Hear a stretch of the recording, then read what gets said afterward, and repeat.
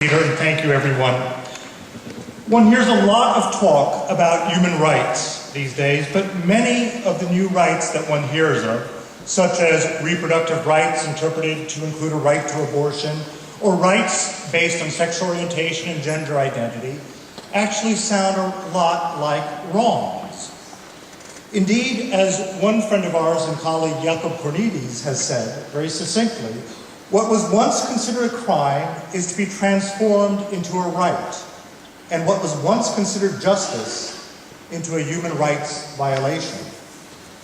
The stage is set for a clash of competing rights, as rights based on these novel concepts insinuate themselves into human rights discourse, and the state is called upon to enforce such newly fabricated rights. Sexual orientation is a nebulous term, not defined in international law in any binding sense. And on its face, if you look at the term sexual orientation, it implies an inward disposition or orientation. However, it is deemed by some to extend beyond an inward disposition as something that must necessarily manifest itself in forms of behavior that have traditionally been considered deviant, harmful, immoral, and in certain cases, criminal. Now, those of us who continue to believe that this is the case and state this publicly out of a sense of obligation to the truth as well as to charity, then become attacked as human rights offenders. I mean, you look, for example, the brave example of Bishop Reg Pla here in Spain. What then happens to fundamental human rights, such as freedom of religion, freedom of conscience, and freedom of expression? This raises the question of what are human rights, where do they come from, and what is the relationship between human rights and the state? As was mentioned yesterday by Alan Carlson in his opening remarks, modern human rights discourse dates back to the Universal Declaration of Human Rights of 1948, which in turn grew out of the horrors of World War II and of the Holocaust that was perpetuated by Nazi Germany, where the law and state power, positive law, was unchecked by any reference to a higher law. Charles Malik, whom Alan referred to yesterday, asked, I think, a very important question of where rights come from. And I'll read to you this because I think really succinctly hits upon the issue. By what title does man possess rights? Are they conferred upon him by the state or by society or by the United Nations? Now, if they simply originate in the state or society or in the United Nations, it is clear that what the state now grants, it might one day withdraw without thereby violating any higher law. But if these rights and freedoms belong to man as man, then the state or the United Nations, far from conferring them on him, must recognize and respect them. This is the question of whether the state is subject to a higher law, the law of nature, or whether it is sufficient law unto itself. If it is the latter, then nothing judges it. It is the judge of everything. But if there is something above it which it can discover and which it can conform, then any positive law that contradicts the transcendent norm is by nature null and void. Now, this framing of the issues by Charles Malik is very important as we assess this conflict of rights brought on by those who advance novel notions such as rights based on sexual orientation. And one distinction of rights, I think, that's very important is a distinction of rights as negative rights versus positive rights. And here, let me clarify. When I say negative rights, these are not bad. When I say positive, it's not necessarily good. Rather, negative rights are rights that we hold against the state. They are grounded in nature, and the state cannot infringe upon these rights. Therefore, they are negative. Positive rights, however, are those rights which the state grants. Okay? And rights which the state grants, as Charles Malik said, it can also take away. And the substance of such rights can either be bad or good, depending on who is infusing the law with its substance. To help illustrate this difference between positive and negative rights, look at the right of education in the Universal Declaration of Human Rights.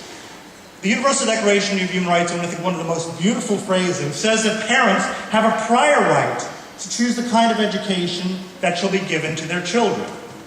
Note this right is grounded in nature. It is prior to the state.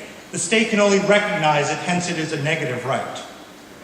But the Universal Declaration also speaks of education as a positive right. Listen to this phrasing. Everyone has the right to education. Education shall be free, at least in the elementary and fundamental stages. Elementary education shall be compulsory.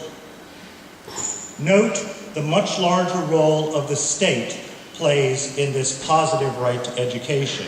Now, what happens when the substance of educational policy is formed by people such as President Obama or Zapatero here in Spain? In Spain, in fact, you saw very recently a citizenship education program that infringed upon that prior right of parents with regard to subjects such as sexual orientation. And it sought to force a positive right, positive content upon parents and children. Now, this same agenda, the Zapatero Project, also has an analog in international law, and it is called the Yogyakarta Principles. The Yogyakarta Principles purport to be a statement, quote, concerning the application of international human rights law in relation to sexual orientation and gender identity, as well as a universal guide to human rights which affirm binding international legal standards which all states must comply.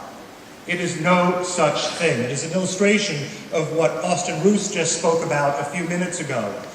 What it is a group of 30 so-called experts from left-leaning organizations and from UN treaty monitoring bodies getting together and fabricating a set of rights, and then seeking to use the United Nations process, the treaty monitoring bodies, the special rapporteurs, to create a fabricated norm which activist lawyers then use in court cases around the world to try to create rights based on sexual orientation.